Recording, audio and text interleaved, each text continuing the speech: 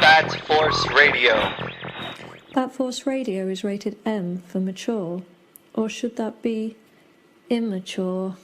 Hey guys, Dustin Witt. Hey, this is Scott Snyder. This is Paul Dini. And you're listening to Bat Force Radio. And you're listening to Bat Force Radio. You're listening to Bat Force Radio. This is Kevin Conroy, the voice of Batman, and you're listening to Bat Force Radio, so stay tuned.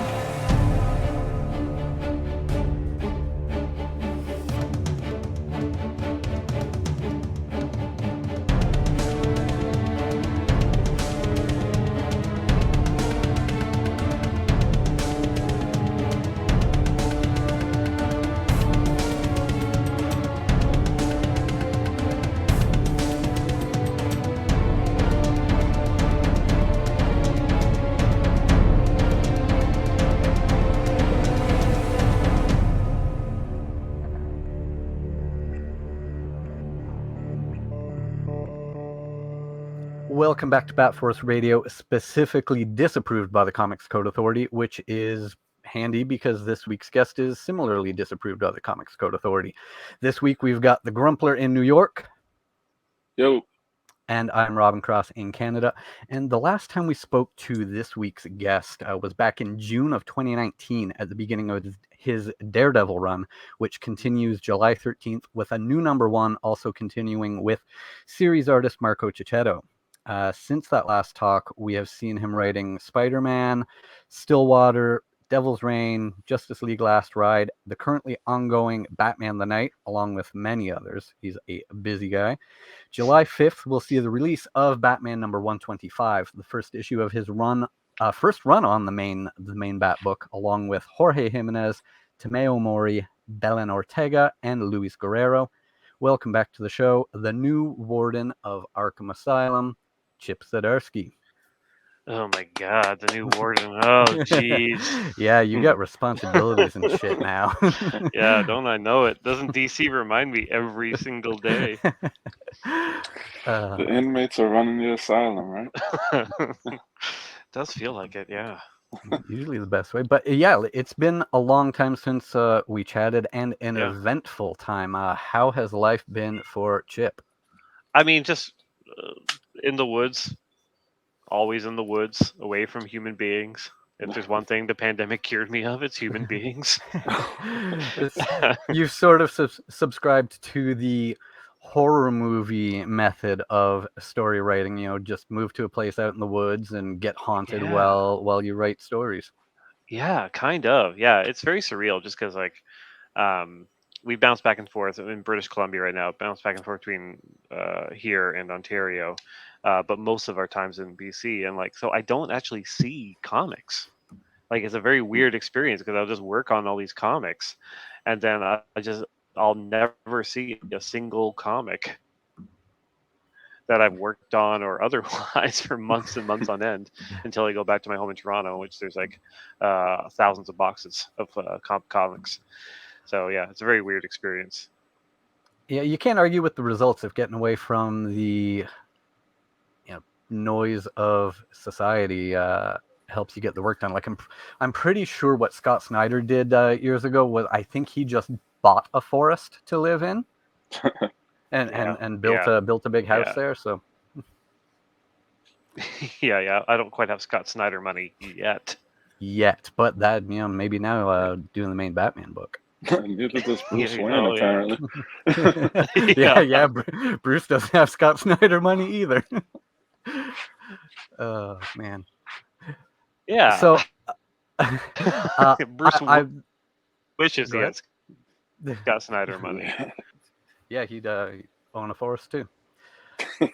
The first thing that I wanted to ask, so before word came to any of us anyway that you were taking over on the main Batman title, you had already been writing I believe it's a 10-issue story, Batman the Knight. Mm-hmm. So for anyone who doesn't already know, Batman the Knight is telling a story that we all know happened, but no one, as far as I remember, no one has ever written it before. So we know that young Bruce Wayne left Gotham and spent years traveling the world, training to be able to eventually create Batman. So Yeah. we're now seeing these years that he spent traveling the world. We see him meeting these mentors who trained him to be the best in the world at everything because they were the best in the world at those things.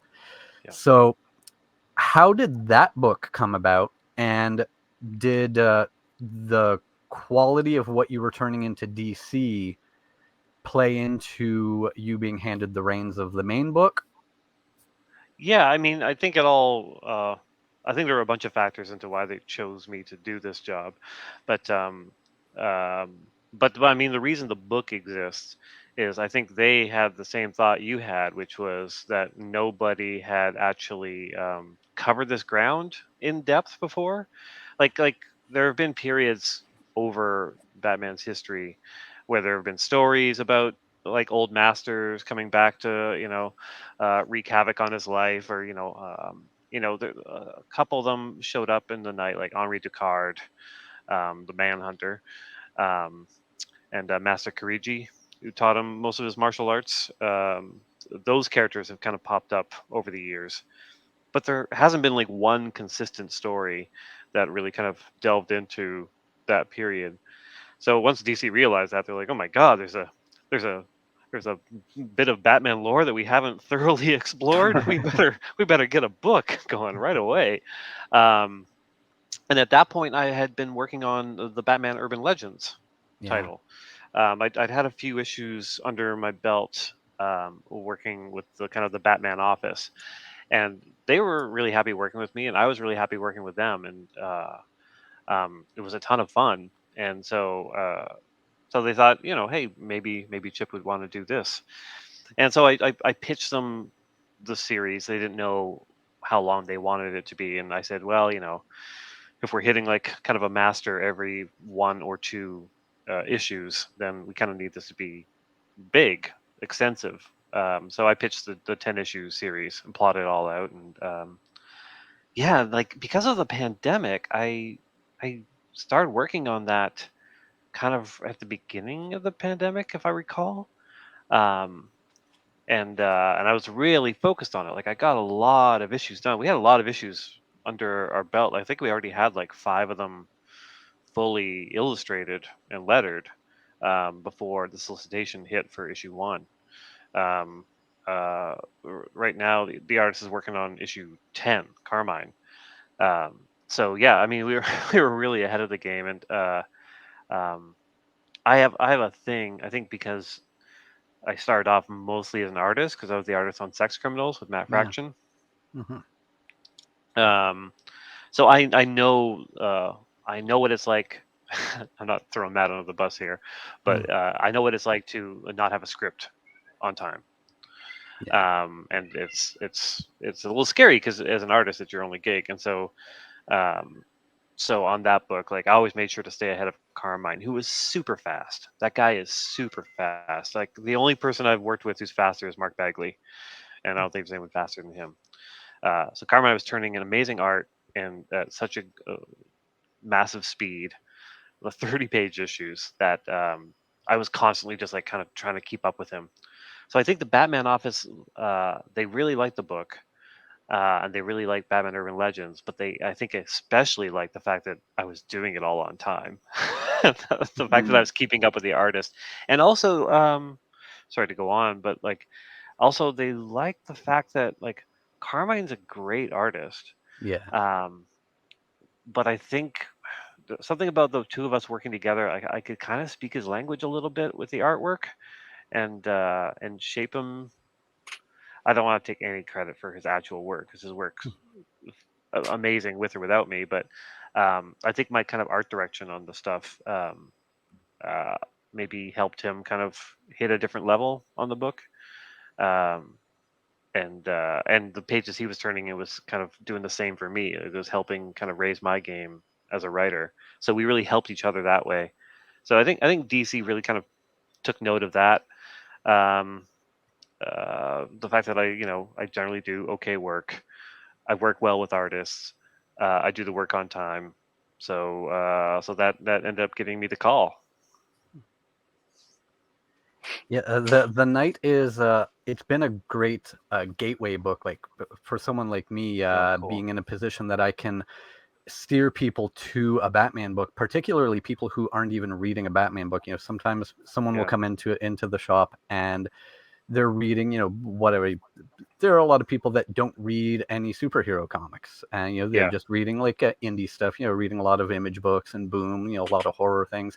And sometimes people will come in and say, "Hey, I saw the Batman movie that just came out, and realized that I've never touched a Batman comic.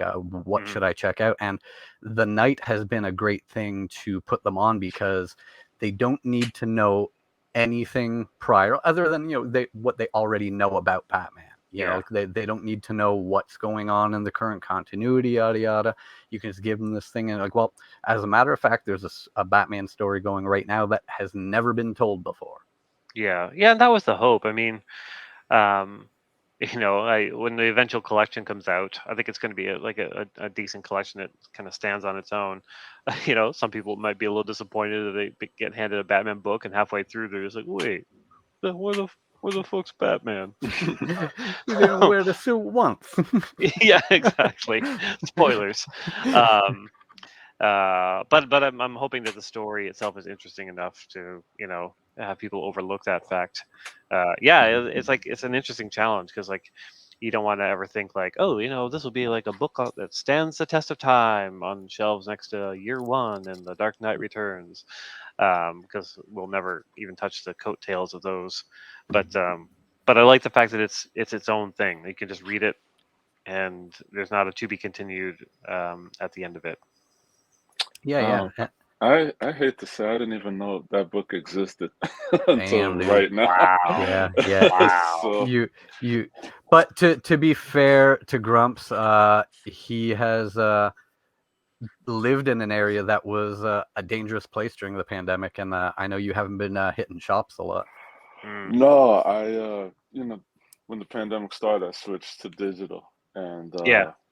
there Same. are, so many little Batman books and minis and stories, and there's a lot going on. So I kind of just I was telling Robin last night, I kind of just whittled down to Batman, Detective, Nightwing, and Robin, and Yeah. let the rest go. But I have it on my Comixology right now, so I'm Oh, going to nice. buy it tonight after we're done, and I'll check it out. Sweet. Yeah, like Yeah. it's not done yet, so maybe there'll be a collection in the future that you might want to check out. Mm. Yeah, looking So forward to it. a little bit of spoiler for Grumps and anyone else who hasn't been Yeah. reading the book so far, but there's a character that we meet and Bruce meets in this book named Mhm. Anton. Yeah. And this becomes someone that Bruce develops a relationship with as he's going through his training. And when the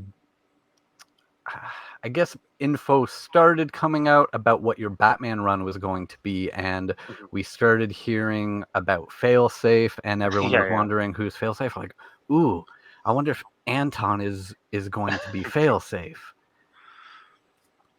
So you're asking me that? No. Well, Well, I mean, you know what? I know now.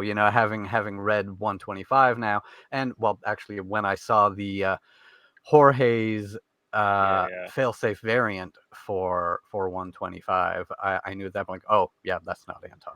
But I would like to say that was a masterful bit of misdirection on my part, but it turns out I'm just a bad writer because Anton is Ghostmaker. Like yeah, it's always been Ghostmaker yeah, because that was also part of the thing with creating Batman the Knight, which was James and Batman had kind of added this new element to Bruce's journey, which was the fact that Ghostmaker was along with him for a lot of it. So mhm. the idea that I wouldn't touch that doesn't make a lot of sense. Um, so yeah, I threw in this character and gave him the fake name of Anton. Um, but yeah, Yeah. I've Well, seen a few yeah. people be like, "Oh, is that failsafe? Who is this? Who is this But mysterious man?" I wouldn't say that it's bad writing. It was more, at least on my part, a suspicion that maybe that was like a misdirect, like Yeah. because the consensus was like, oh, okay, this is a young version of Ghostmaker, that, Yeah. this is where Bruce originally met him. But Yeah. I just got suspicious, like, maybe we're being faked out, and Yeah, this is going to be who this Failsafe is. it's super funny because also a lot of people were asking like does Batman the Night tie into your Batman run? Uh and I think that's a lot of people like kind of sniffing around to see if like any characters introduced there are going to be big in the Batman run, because then those issues become speculator things and stuff. And really, I mean, I'd written all of Batman the Night before I was offered Batman, so I mean, it wouldn't be the case. I might revisit some of those characters later on, but there was never like all right, we'll start it here and we'll continue it there. There's never any of that. And also, DC really likes to proudly promote the first appearance of a new character, because that drives up that collector speculator side of things. Yeah. Which you take it or leave it as part of the business. But yeah, I don't think they would like hide that fact. Which I mean, like, it's funny because like at Marvel they're the same, but also depending on the title you're on, they'll let you get away with stuff like that. Like, I didn't reveal that Elektra was going to be Daredevil in issue 25, and I managed to convince Marvel to not let anyone know either, and to not even tease it. Like, I didn't want anything like, their usual silhouetted figures, like, oh, who's the new Daredevil? Yeah. I wanted to be a surprise for readers. I always wanted to be a surprise for readers, and even like the failsafe stuff was like, there's no big secret there, but I just don't want, like, I didn't want all the press to be just like pictures of that Yeah. character. I want people to turn that last page and go, oh, this is my first time seeing that the way it should be, and it looks really cool.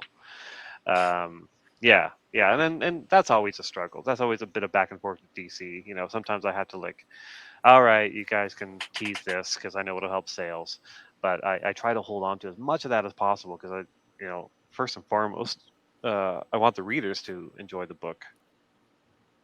Yeah, I do miss the days of things being a surprise.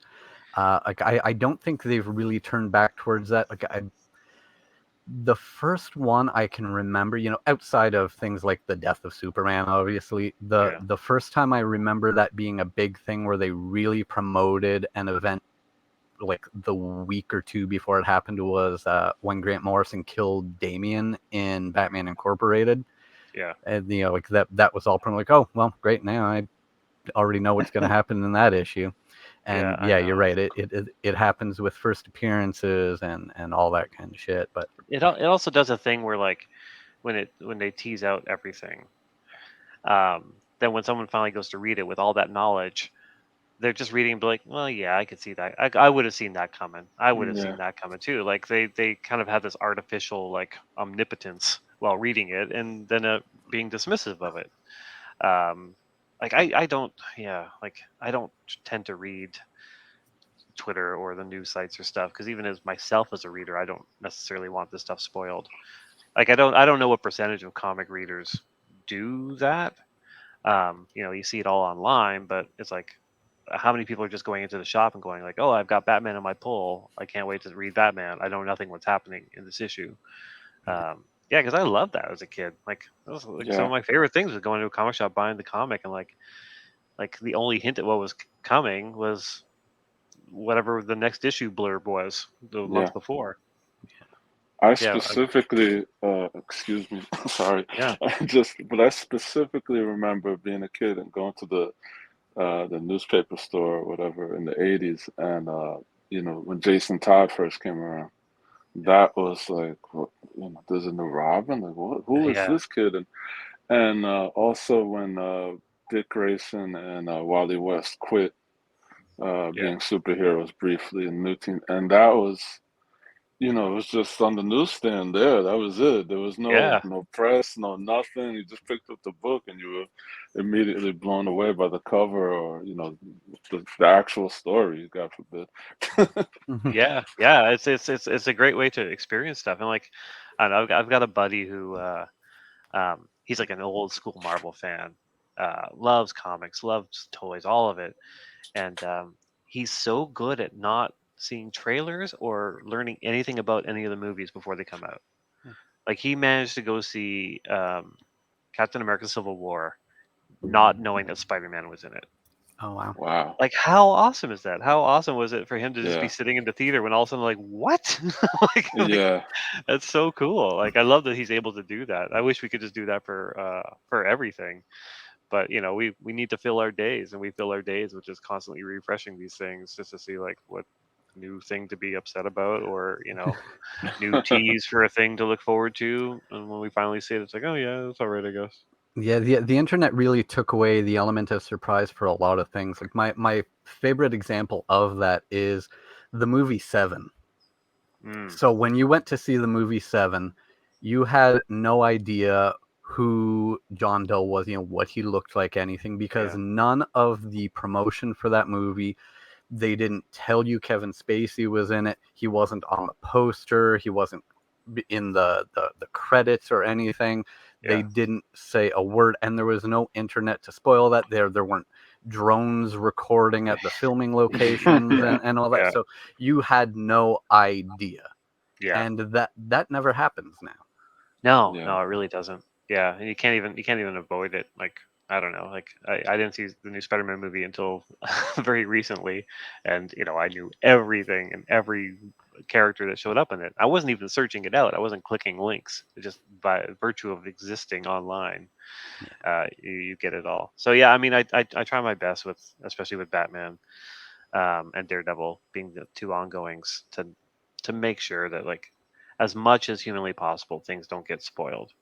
And it's tricky, especially with the way things ship. Like Daredevil, the Electra thing, we managed to hide it until the day before it Yeah. broke on a news site. And like Failsafe, like it was like a week. People just started getting their copies because they shipped a week early. And it's like, okay, well, there are scans and stuff going around, and like there's not a lot you can do about it. And people will also just be like, well, okay, I know exactly what this means, and they'll be upset about a thing that isn't true, and you're just like, okay, all right. Yeah, somehow I didn't, aside from getting our shipment in at the shop, Yeah. I didn't see anything online showing the image of, I think the only image going around of Failsafe was Jorge's variant, and I didn't see that until like, I don't know, 2 days ago. I Yeah. think I saw it pop up. Yeah, like a week ago maybe, when we got our shipment in. I took a picture of all the variants. Yeah. I put that up on Twitter. Jorge retweeted it, but I purposely covered Yeah. up the Failsafe variant because I didn't Yeah. want to contribute to spoilers. I don't want other people to not unnecessarily go in already knowing who the character is going to be. Yeah, exactly. And there's there's a cliffhanger in the next issue that I'm just like, if people see the splash page, like it's gonna get around. So my all I can do is just like post in my newsletter and say, don't go to certain sites, and don't search this stuff out. Just enjoy the book on its own. But we'll see. Now, by the time when we put this episode up, it will be the day that the book goes on sale. Though we'll be Yeah. putting this up Tuesday when the book's out, so we can go spoilers Yeah, here. yeah. If you want to, Yeah, of course. just talk about what you chose to do with your first issue and exactly what we're getting into here. Okay. Yeah. Yeah. Go for it. Ask a question. Cool. So I've got the physical copy in front of me here. So for anyone who doesn't already know the status quo, we alluded to it earlier. Bruce Wayne isn't a billionaire. He's just kind of living in a house now, which essentially it seems like he just lives in what is now the Batcave. He just has all the shit there, and that's his house for the most part. So he's just full-time Batman. So you introduce us to Batman in this situation, and he is what we believe going after Penguin here, as someone has been fulfilling a promise to murder anyone who has over X amount of dollars that they inherited from family if they weren't kind of self-made, because Penguin is really propping himself up as a self-made man, even though Yeah. he similarly not. inherited his parents' fortune.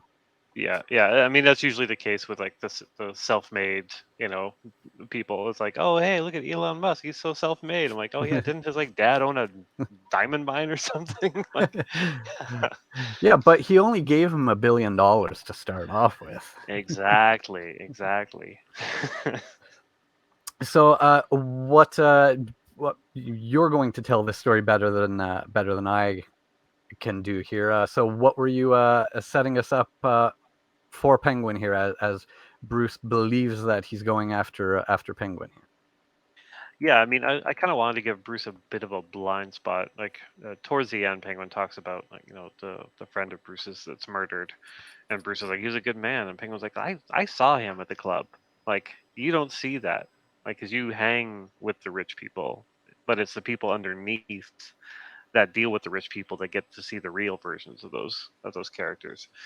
And I wanted to highlight that Bruce isn't in that club necessarily anymore. That he's starting off from a slightly lower footing thanks to what James did by removing his billions previously.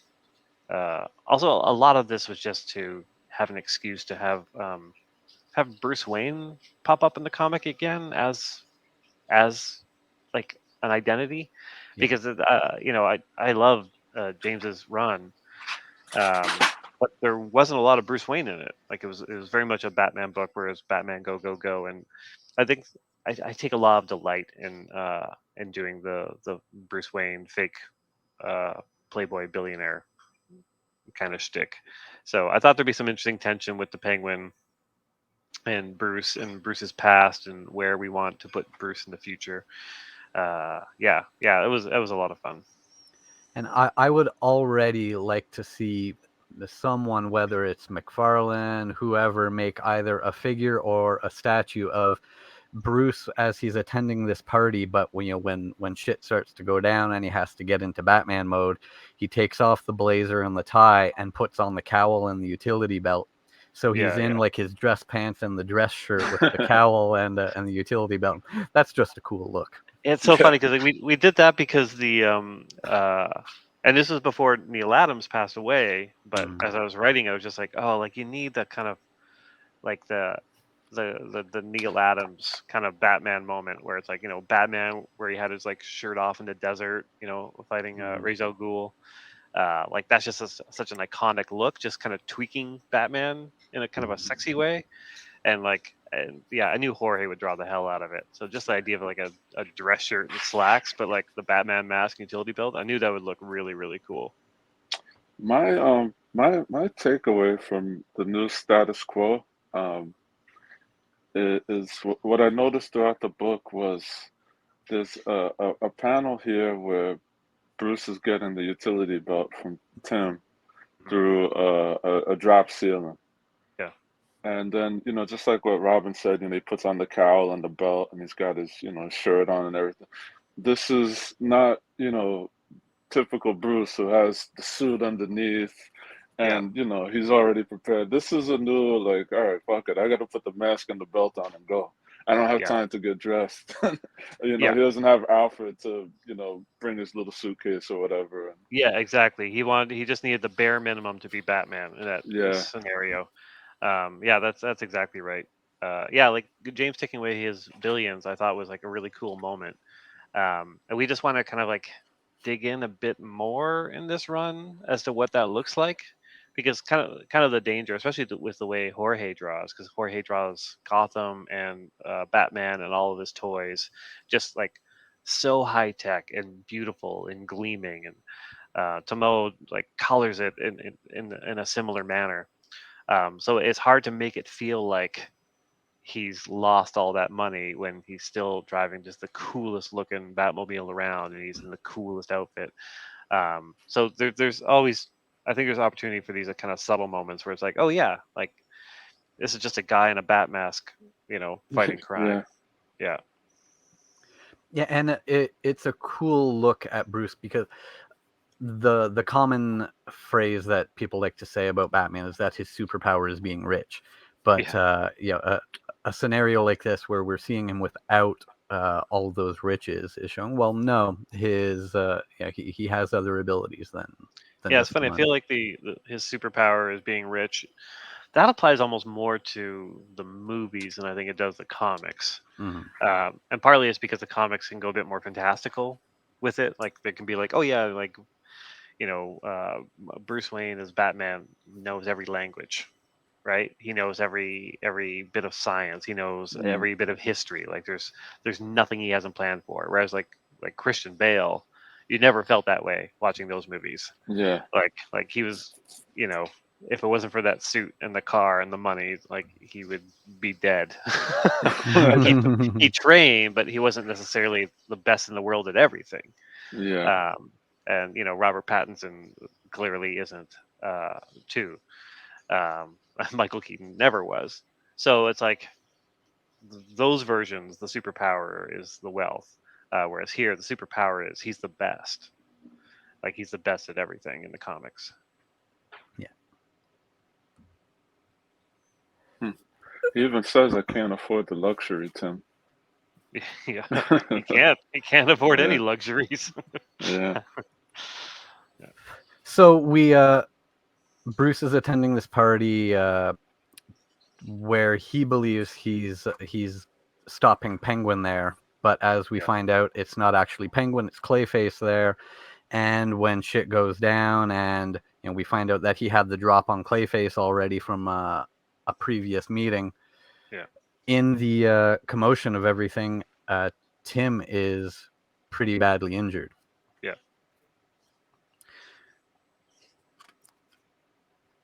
So that leads us into we've got Bruce now has to get Tim help. Doesn't have time to bring him to Leslie or the usual ideas.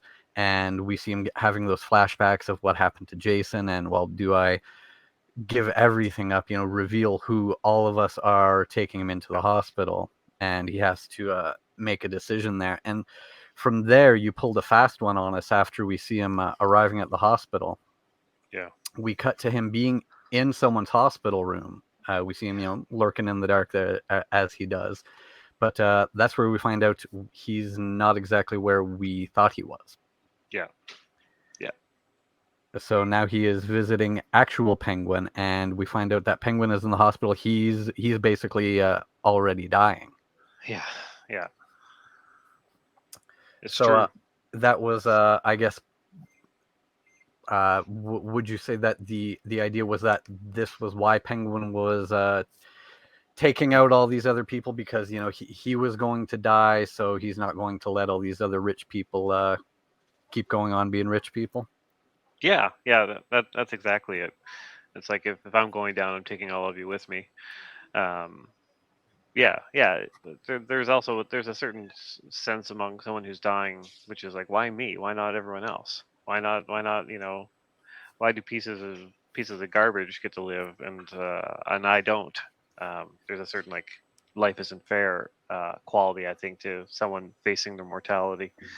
So of course, Penguin, being the prick that he is, decides to take all those the wealthy elites who didn't look like him, um, that coasted on their money and their relatively human looks, in some cases good looks, uh, and if he can do that and take Batman down at the same time, so why not? And yeah, as far as taking Batman out, we see that Batman sort of walked into a trap coming into this room to talk to him, as Penguin pulls out what Batman assumes to be a cyanide pill and does himself in, which is Yeah. obviously framing Batman as the nurse comes in to hear why, to see what's happening, why Penguin's flatlining, and finds Batman in the room with dead Penguin. Yeah. How Yeah. did that conversation happen? Like, I want to kill the Like, penguin. I mean, it was complicated slightly by the fact that Colin Farrell is being the Penguin in Oh, a new HBO show. Yeah. But gotcha. I talked to him. I'm just like, look, I kind of it helps the story. It sets up everything that comes, and I could switch it to another character. Um, but the heart of this is that kind of the displays of wealth. Like we're dealing with Bruce being down a step in terms of wealth, bringing back the Bruce Wayne persona. Penguin's inherited wealth, and that kind of modern idea of like, the self-made billionaire. It all made sense to have it be Penguin. So I could try and make it someone else, but I don't think it would work for the story as well. So And come on, those are conversations. And they let Tom kill Alfred, so why not let you take Oh. out Penguin? Yeah, Don't get still me not over started. that one.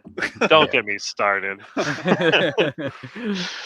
Yeah. I'll do my best to bring him back, but I don't know if it's happening, guys. I guess it had to have be a major character for it to have an impact on the story. Yeah, it's tricky because like all these characters come back. That's the other thing, right? Like I'd imagine the writer after me is going to bring Penguin back. Um, hopefully that doesn't happen super soon. And someone at some point is probably going to bring Alfred back, because they all come back. Like that's the thing with these stories, with these characters that have been around 80 years. There's no such thing as permanent.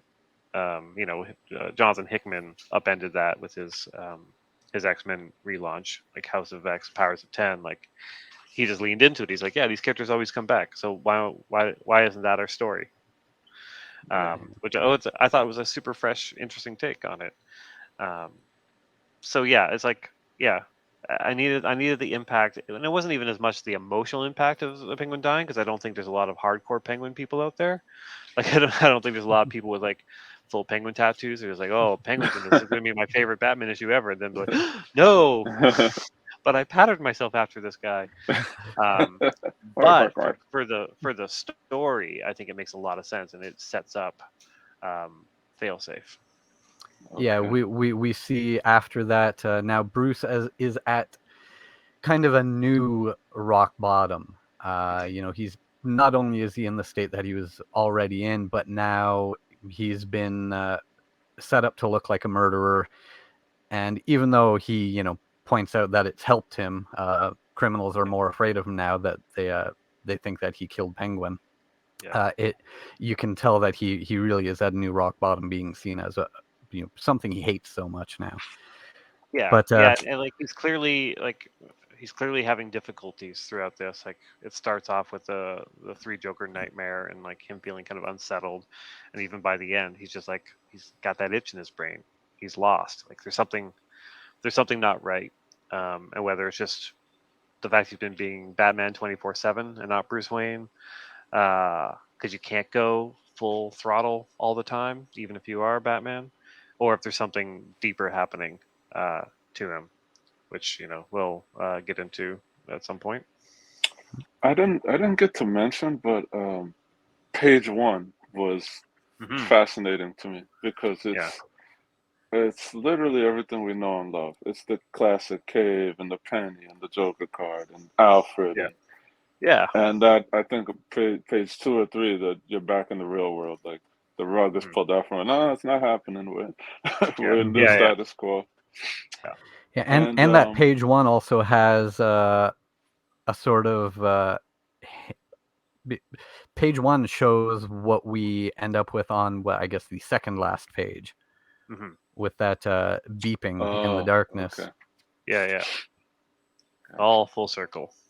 Yeah, so we come around to that beeping happening in the abandoned Batcave. That's all very very nicely covered in webs and dirt. Yeah.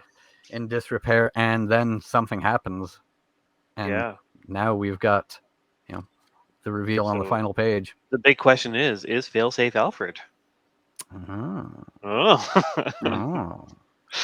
Or is that a misdirect? I don't even know anymore.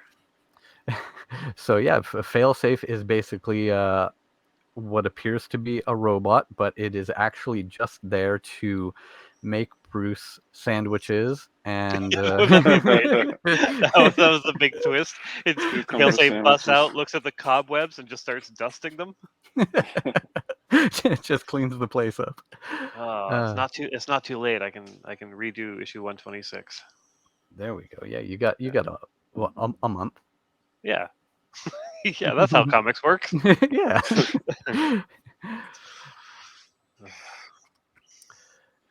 I wanted to briefly touch on the scene with Bruce and Tim in the Batmobile when Tim has been shot, and Yeah. this was my favorite part of the book, Yeah. because Bruce is talking to himself and is revisiting the whole Jason Todd situation, Hmm. and he says a different time, a different soldier, and Yeah. it's to me that is so Batman. It's so Bruce Wayne. He's just they're all just soldiers to him, and at the Yeah. end he goes the mission, the damn mission, and that was interesting because you think you're reading this and oh yeah, Bruce is he's gonna be by Tim's side, and not the next page he's in costume and he's back to work, and that's Yeah. just for me it's just typical Batman. That's exactly who he is. Yeah. Yeah. And like that's the big question. I think probably through most of my run, at least what I've got planned out is, can he keep doing this?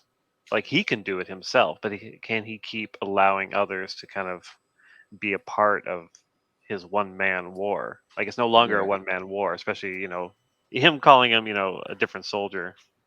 yeah, That's super specific because it's like, oh yeah, like then he's the general, right? yeah. And is that what he was meant to be? Um, uh, yeah. There's a scene with him and Tim in the next issue that I'm super happy with, especially with the way Jorge drew it.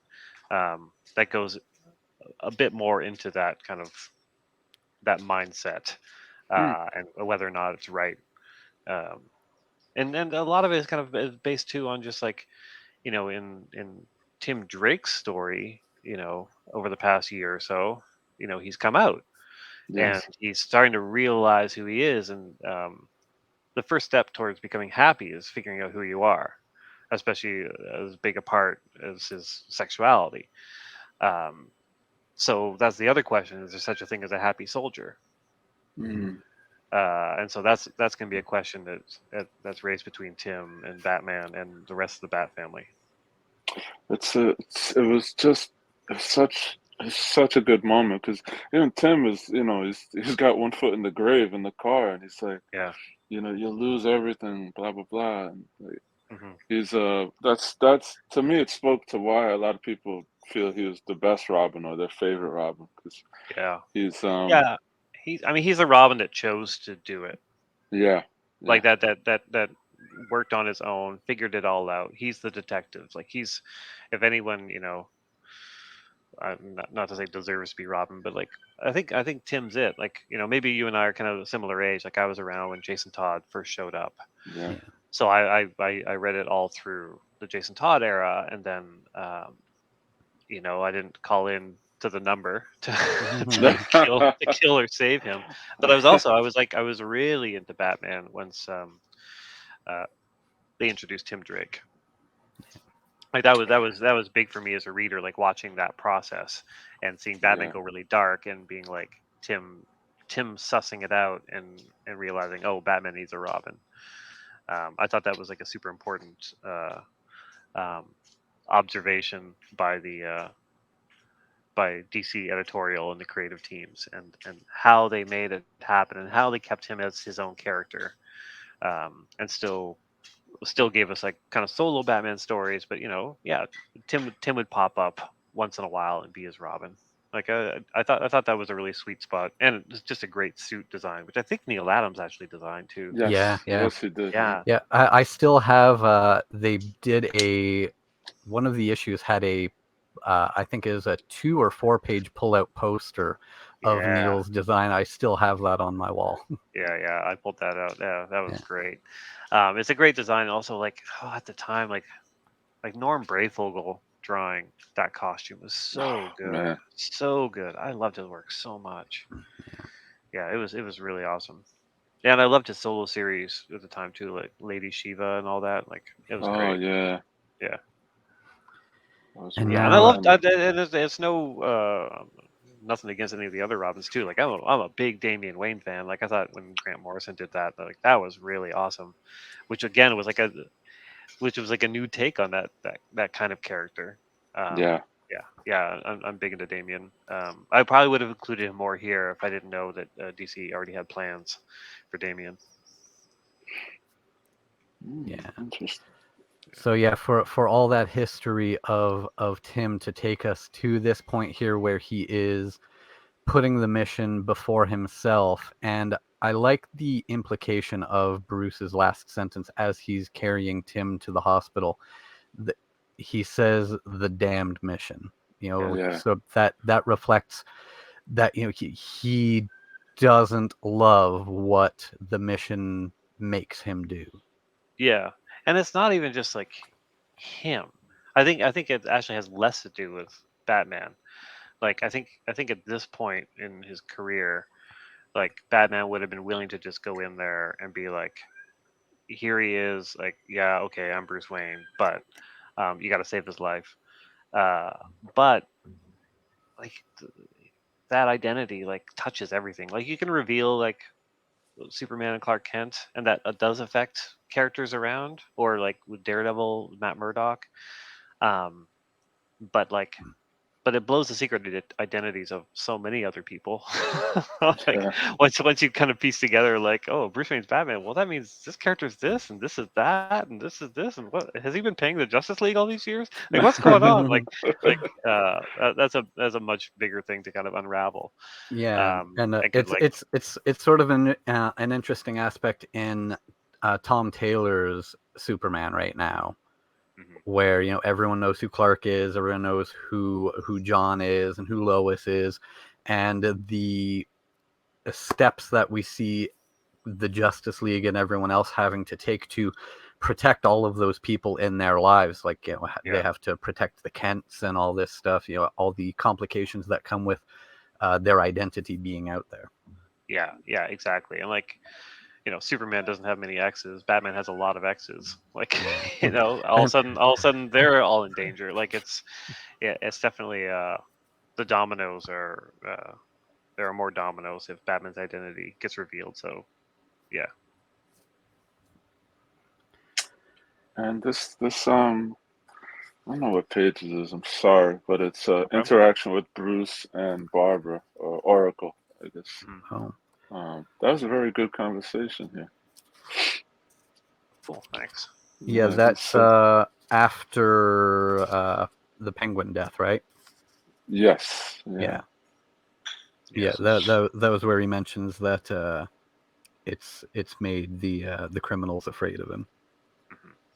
She asks, I'm sure you're holding up with the whole, and then he answers, Batman is a murderer talk. Yeah. And then he says, I'm fine. And he thinks to himself, I'm not. He goes on. And then the next thing she says after her initial question was, you haven't visited Tim in the hospital. Yeah. Doesn't want to see the repercussions. Yeah. Of the damn mission. Yep. Yeah, look, I think we all know it because you guys are clearly Batman fans. He's a fun character. Like, and when I got the job, Mark Waid sent me a congratulatory email in which, in the email, he stated that Batman is the fictional character who's had the most stories written about him throughout history. So good luck with that. And then I was like, oh, fuck you, Mark Waid. But yeah, even with all the stories told, like I still think there's a lot more you can kind of explore with the character, which has been a fun challenge too. Yeah, there are still obviously what we're seeing here. There are still places he can be taken that he hasn't been exactly taken to before. Yeah. Wasn't Grant Morrison said, it was, I don't know, in Super Gods or somewhere, he said you could like literally take this character and put him in any like a Western, outer space. Or, I mean, the return of Bruce Wayne, like that was a mini after like, Batman, R.I.P. and Final Crisis. Yeah, where he did put him through all these different time periods, and it works everywhere. Batman as a caveman works. It's weird, but it's true. So this is our first taste of your run on the main Bat title. If you were to tell people what to expect getting into your run, what would that be? Oh man. Well, I mean, I hope it's kind of like, not to be cheesy, expect the unexpected, but I want to keep people surprised, and I want to keep the momentum going. Like next issue 126 is so action packed and gorgeous. Like I can't say enough about Jorge and Tomo's work on this. Like they are just killing it. And yeah, basically this first arc is like it's definitely the most nonstop thing I've ever done. Like I didn't want to like slowly kind of dip my toe in and do this like really kind of slow, drawn out kind of Batman story. I wanted it to be like, oh no, this is like big. It's the biggest. Like let's do the race. So that's a lot of fun. I don't know what else to say really about where we're going. We're going big. We're trying new things and giving it our best. So, Chip, when I see Failsafe on this on the final page of the main story, I Alfred, yes. first first thing I think of is Brother I. I don't know if you're familiar with that Yeah. character. Yeah. Okay. Yeah, I recall him. Okay. I refuse to comment, but I recall it. Gotcha. Okay. All right. That's fair. All right. Yeah. Failsafe. I mean, the failsafe stuff will get explained pretty quickly, but yeah, for now I'm staying mum, except for the fact that I love the design of it. Okay. It's badass. That's also been fun too. Like we've managed to like create a few new characters so far with the run on the issues that we've completed, and that's always a blast being able to kind of introduce new elements to kind of the Batman mythos. Another fun thing is I'm writing all the backups. Yeah. So I'm really making sure that the backups tie into those main stories, that they're really an extension of it. So that's been a lot of fun too. Yeah, I was just writing one today for an artist I wanted to work with for a while. And so yeah, seeing that too, just bringing in this high level of people onto the book has been fun. Oh, so we'll be seeing maybe rotating artists on the backups. Oh yeah, for sure. Yeah.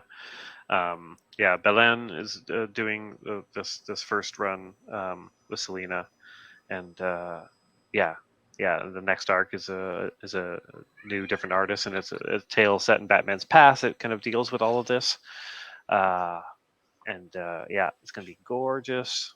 Yeah, it's super fun that they're letting me do all that. Yeah, it's very cool. It's cool to have the backups be by the author of the main story too. Yeah, and I understand like not having that. Like part of me feels like I'm a little bit greedy taking it all.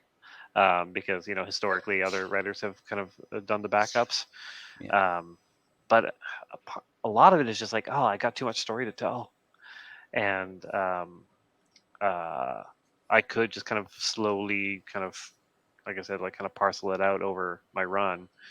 But if I could just have those be part of the backups too, and just deliver the full story every month in the 30 pages.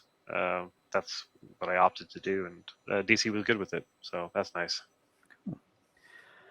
So this is the big thing this week, Batman 125, but the following week is another big one as far as your work goes. We've got the new number 1 on Daredevil, which I know. Something that surprises me is that DC didn't get you onto an exclusive before putting you onto Batman. We still get to keep you on over on Daredevil.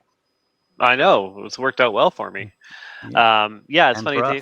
The exclusive stuff is like I stopped being exclusive with Marvel before the pandemic, which enabled me to do Batman the Night and all this, and Justice League Last Ride.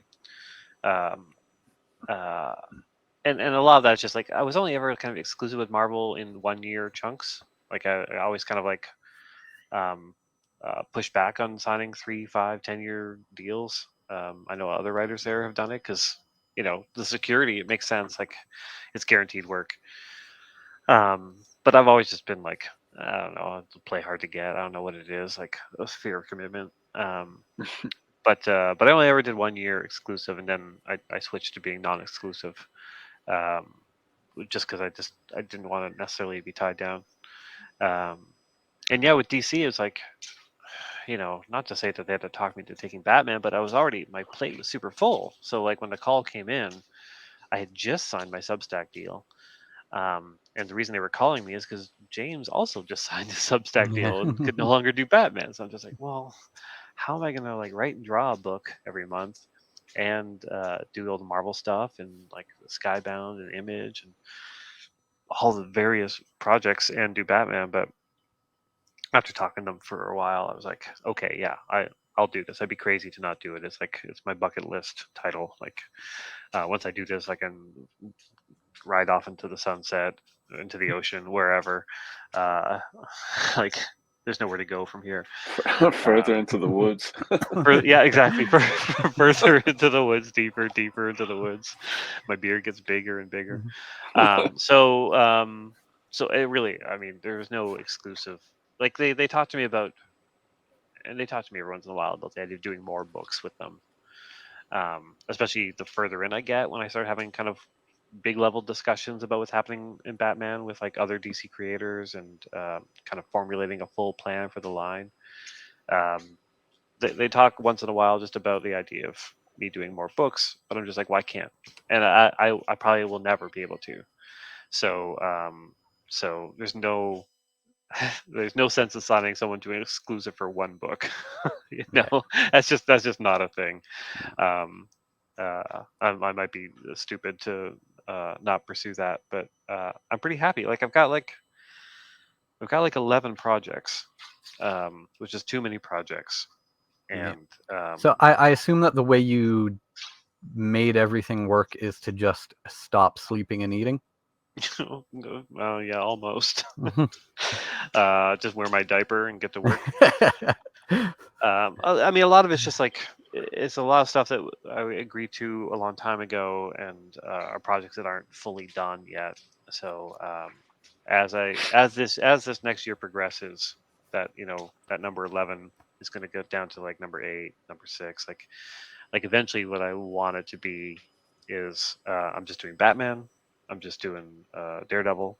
That's it for the companies, and and maybe just hopefully just writing and drawing public domain, which is the book I'm doing at Image right now. Yeah, And yeah. I wanted to talk about that too. So if sure, yeah. anyone isn't reading public domain, that started on your Substack, but is now being published in physical form by Image. Yeah. Issue 1 came out, I think it was just just the this last week. Yeah. Yeah. At the time we're recording this week that just ended, and last week at the time that this episode goes out. So I wasn't reading digital. I'm reading it. I have it on my pull for the physical copy. So I read issue 1, and yeah, I really like that story. Just the way that it rings true to real life. It feels very familiar in aspects of it.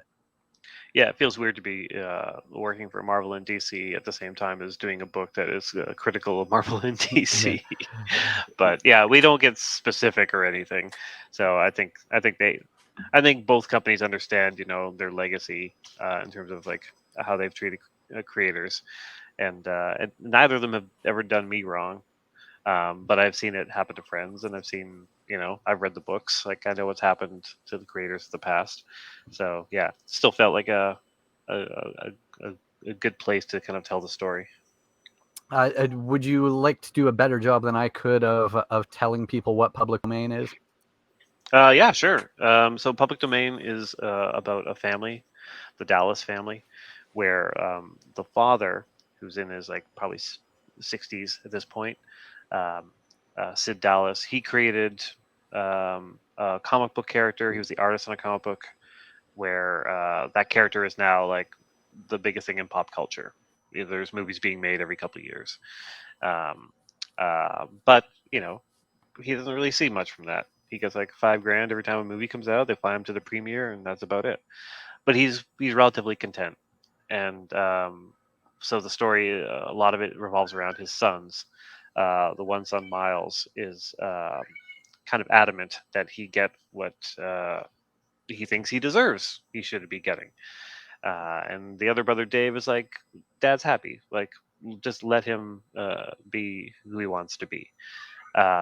So there's a tension in this family where the sons are seeing movie posters everywhere for this character while the parents live in their very, very modest suburban home. So it's all about those characters, how they interact with the movie stuff, the comic stuff, the publisher, the writer who has a bit more fame and notoriety than the artist ever did.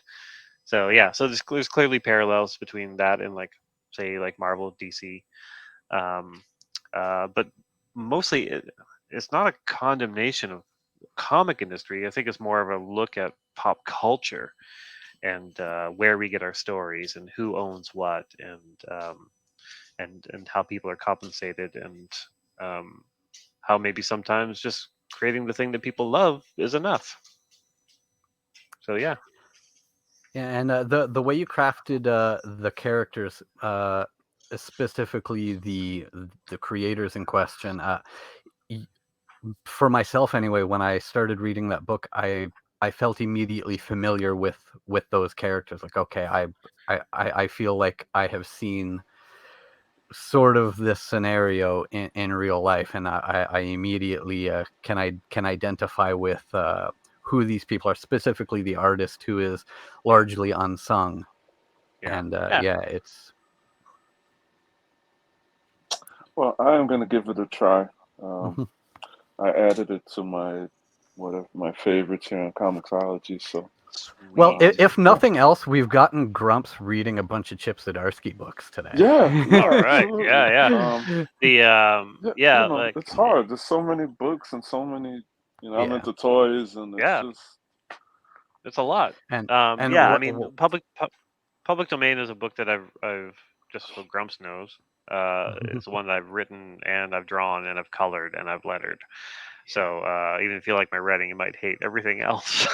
You talked about being greedy on Batman writing the your own backups, but now you're super greedy on Public Domain. You're doing everything. No, Chip is not sharing the marquee with anyone on this one. Well, it's funny because it felt super important to be kind of the sole creator on it, and own it outright. Obviously, since what the book deals with is ownership and squabbling co-creators. I didn't necessarily want to bring in another co-creator that I'd fight with. And it's an idea I've had for a long time, and my plan was to do it just straight with Image in like 2024 when I could clear my plate, because I haven't drawn anything kind of full time since Sex Criminals wrapped. But yeah, then the Substack thing happened. I'm like, oh, well, this is the opportunity, and I should do it now while I can. So yeah. And now Grumps, you think that you're adding a bunch of books already. Now you're going to have to add Daredevil to your pull too, because we talked about a lot of shit happening to Bruce Wayne. A lot of shit has happened to Matt Murdock since the beginning of Chip's run.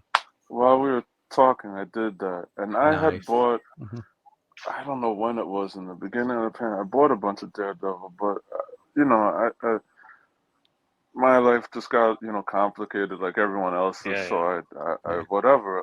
But I definitely want to circle. Yeah, no, it's not. I definitely want to circle back to that because there's a whole bunch of cool stuff happening. But yeah, I mean, this Public Domain is it seems so interesting, and it's funny. Like anyway, in my opinion, you're working on the biggest character in comics with Batman, and then you're writing a book, Public Domain, which is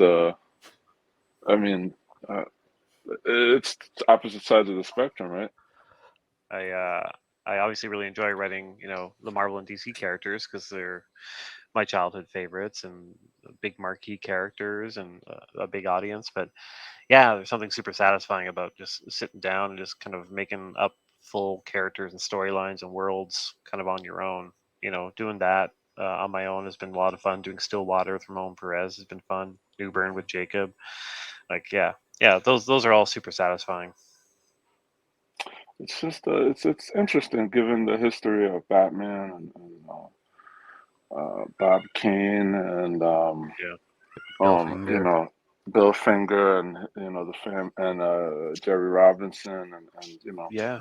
all I the mean, things that you hear about those guys. And DC's been historically been quite good. I mean, especially since those days and like kind of the Superman lawsuits and all that stuff. They've been a lot better at compensating creators um, for their creations. Like I think it was Neil Adams. Like there's an interview with him where he talked about Ra's al Ghul being in Batman Begins, and he got like 100 grand I think for that. oh Like wow, that's nice. yeah, and you know, Yeah. um, yeah, and I think there have been a lot of stories of DC creators where they've been surprised with checks and amounts of things for their creations being used in different media. So yeah, I mean, and these companies like and Marvel's been doing better at it lately too. It's like they've been hiring a lot of comic people who have the ties to those characters to consult on the movies and TV shows. So they're actually getting kind of salaried kind of positions overseeing those, which I think is a great way to handle it. So Chip, is that something that maybe in the future would like to see with public domain or the TV or movie or whatever? Well, yeah, it's interesting. Like, so I've got two things kind of in development right now. So one book I do for Image is Newburn, which is a crime book I'm doing with Jacob Phillips, and that was picked up. Uh, I can't say the name of the company, but it was picked up by one of the streamers. Cool. Uh, um, and part of the deal is I got to write the pilot, which is a lot of Oh fun and wow. like a cool learning experience, and paid me more than any comics ever Hmm. have, which is always nice. Yeah. So that's the other side of it, right? Like you own your own thing. Um, you reap the rewards. Like I've often said, working on Sex Criminals paid for my house, and Marvel paid for my groceries. Um, Okay. and so the other thing is through Comixology, I work on a book with Jason Lowe called The All Nighter, which is like a superhero vampire Yeah. book, and Amazon Studios is developing that for a TV show Oh as wow. well. So yeah, those things are. I mean, yeah, they're awesome. They're not like where my heart lies. Like I think writing that pilot was fun and interesting, but I'd rather do the comics.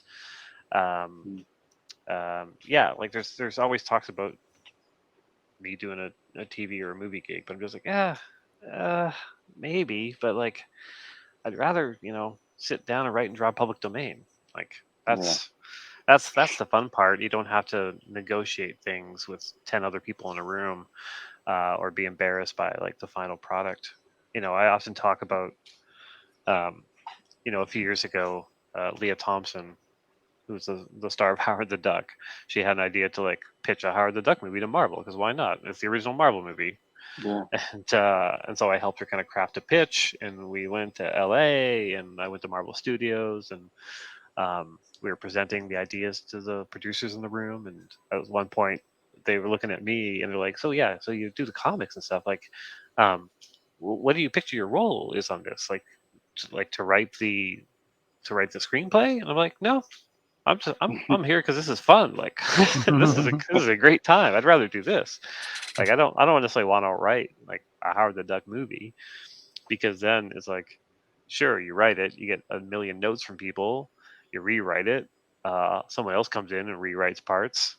Maybe you get a bad director, a bad actor, a bad line reading, bad effects. Like, I don't know. You have no control over the next steps. Yeah. Whereas, like, if I'm sitting down, I'm just writing and drawing public domain. Like, the only person to let me down is myself, which is there's something nice about that. Just to have it be you and a partner. Like on Sex Criminals, myself and Matt worked on that together, and like I loved his writing, and he tolerated my art, and it was like it was great. It was a lot of fun to make that because we didn't have to answer to anyone. Like even Image, like no one at Image ever told us like to not do a thing or not tell a joke. Like you made what you wanted to make and you put it out there. People bought it. Great. Yeah, and obviously, Sex Criminals did quite well for you. Sex Criminals won, got Eisners and nominations, and wow, a Harvey Award, maybe if I remember right. Yeah, it did pretty well for you guys. Yeah, no, it was a crazy year. Like it was Time Magazine's Comic of the Year, Yeah. and it was Wow. like #1 New York Times bestseller. It was just like it was such a surreal thing because it was my first big comics gig, and it was just like I worked at a newspaper the whole year. I was working on that first volume, and to have it take off like that and then open the doors at Marvel was just icing on the cake. It was great. And now we're talking about all these things that we've been working on. So I want to touch on the fact that when you were talking about having moved to the forest, Yeah. all I can picture with you being in the forest is the issue of crossover that you did where you were basically hiding in the forest. Yeah. So I don't assume that Donnie had to try very hard to get you to do that issue of crossover. No, I mean, like, he asked me kind of as a favor. They needed somebody to come in and write it and Phil to draw it because of some scheduling issues, and he'd already set up the idea that Chip Zdarksy in quotes was missing in his comic. So, would you like to write the story of you being missing? I was like, well, yeah, like that sounds like a lot of fun, and it was, yeah, very surreal, but it was fun. It was like a therapy session. Yeah, it was a cool, fun issue of the run with you, like sort of the quote real you encountering like the meta, like the comic you Mhm. amidst this event where someone is hunting and murdering comic creators. Yeah. So Yeah. it's a really fun book. Grumps, you're gonna have to check Yeah. that one out too. Okay. Yeah. There's a lot on your reading list, Grumps. Yeah, busy. Fortunately, they all fit in my phone, so There you go. Yeah. Yeah. Well, I don't know. Have we taken up enough of Chip's time here? I I think mean, I'm surprised my forest internet has held out as long as it has. yeah, it's been pretty good. We are quite blessed. But two cups and a string, right? Yep, basically. So we went all through issue 1 this week at the time that you're hearing this. But hopefully, if you are listening, you already read Batman 25, or else, oh Jesus, Oh, we geez, just yeah. ruined it for you. Sorry. But yeah, spoilers. But Batman 125 is out now. Next week is Daredevil #1. Batman the Knight is what are we at? Five issues, 6 issues. I think issue 6 has come out. Issue 7 is next. Yeah, And that's the way numbers work. Yeah, something like that. And if you missed the beginning of this, if you collect more physical copies than digitals, the first couple issues sold out pretty quick. But DC put out one of those compendium issues that collected the first 3 issues into one book. So you should still be able to find that at your comic shop. I can't recommend The Night enough.